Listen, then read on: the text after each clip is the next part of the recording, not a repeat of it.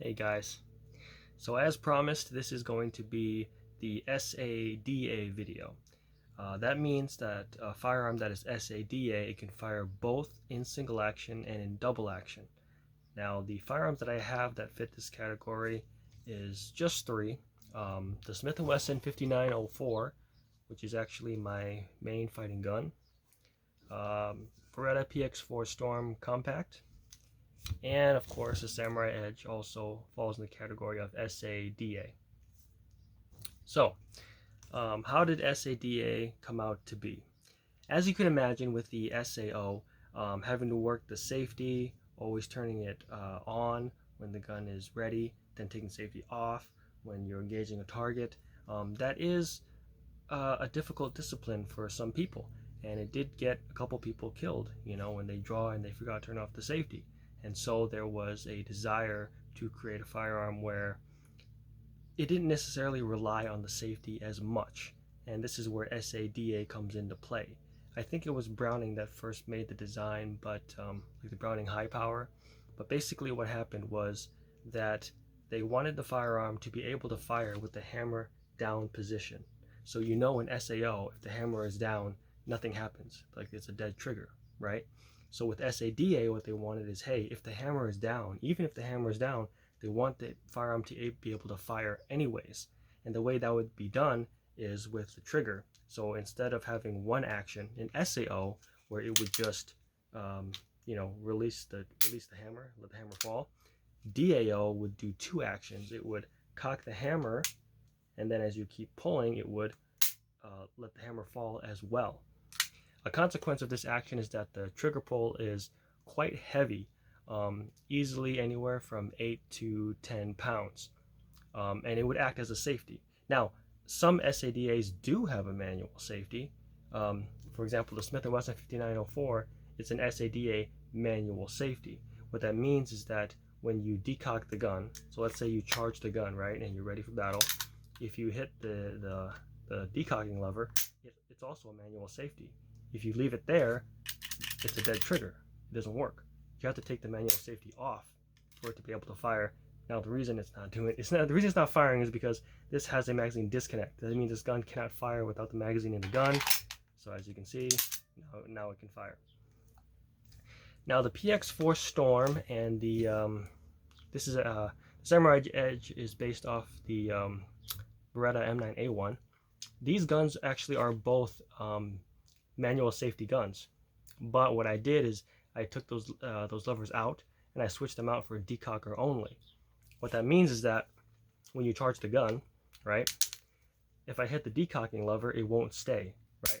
I let go and it pops right back up. That means it's ready to go right in double action. Same thing with the PX4 Storm. You charge the gun, you're ready for battle. When you hit the decocking lever, it pops right back up. Okay, this does not come from the factory like that, stock like that. I literally had to go in, switch out parts, and make sure that the gun would become decocker only.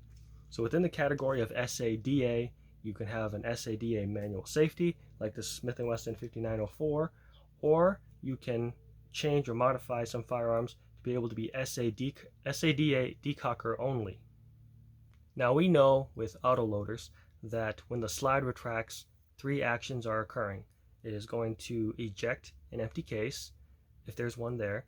It'll reset the firing mechanism, whether it's striker fired or it's hammer fired, and it will put in a new round if one is available, right? So we know that's always going to happen with any autoloader. We know that the striker fired has a striker in the striker channel that resets. We know that the SAO, the slide's going to kick the hammer back so that it's not sitting in a down dead trigger position. With the SADA, it's just, as I mentioned, it's just a double action trigger pull. So everything you already know from SAO still applies. It's just that the gun can now be fired with the hammer down position. And as you remember, SAO is capable of second strike, but SADA is actually more inclined for it. Because when you have a bad primer, right, and so you fire the gun and the gun doesn't go off, you can just pull again from double action, right? So it's a little bit better for second strike, but you guys know my opinion about that. I'm not very fond about that. With SIO, like I said, you could make it happen, but you have to work for it. But second strike does seem to be a little bit more appropriate for SADA, and you'll see in the future it's also appropriate for DAO. Now the training procedure for SADA, it depends on which gun you have. Most guns are going to come stock as SADA manual safety. Some guns do come stock as SADA decocker only, but in my experience I had to modify both these guns to get that. So starting with SADA manual safety.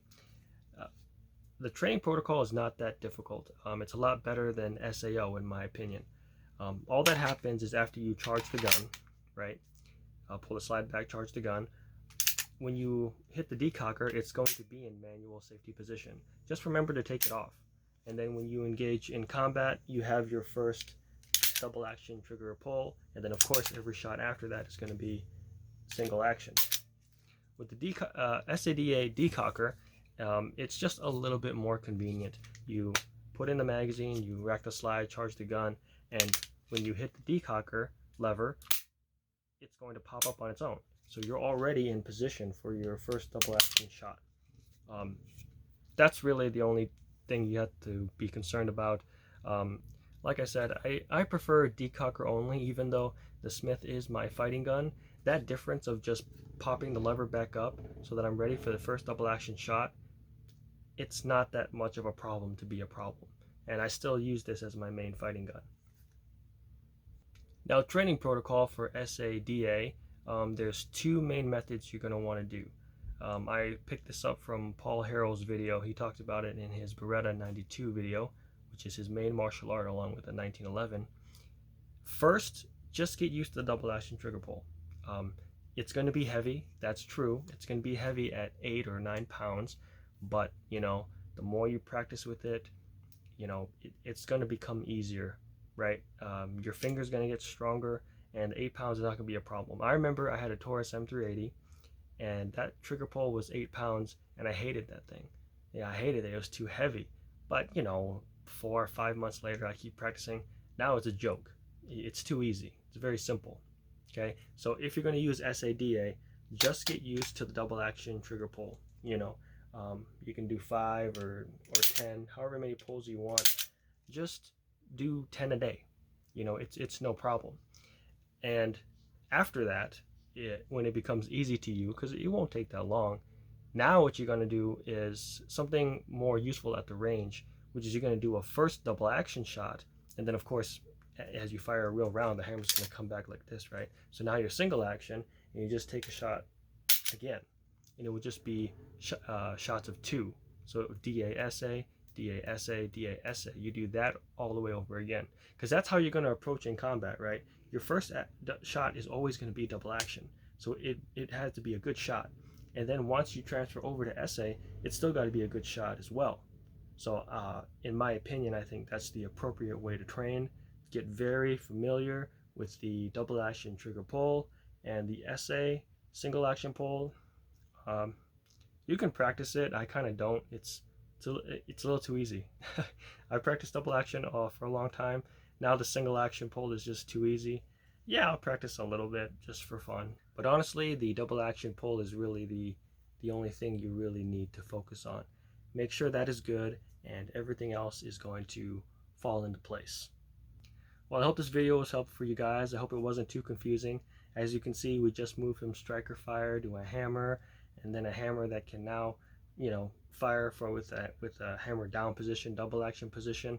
The next video, DAO, it's a hammer fired as well, but you can't get to the hammer basically. It's kind of shrouded or covered. It's DAO only. It's a very uncommon type of firearm. Most people are not going to use that. But anyhow, I hope this was helpful for you guys. If you have questions, comments, you leave them below. Ask me on Instagram. It's no problem. I got a lot of free time. Other than that, you guys take care, and I'll see you in the next one. Bye.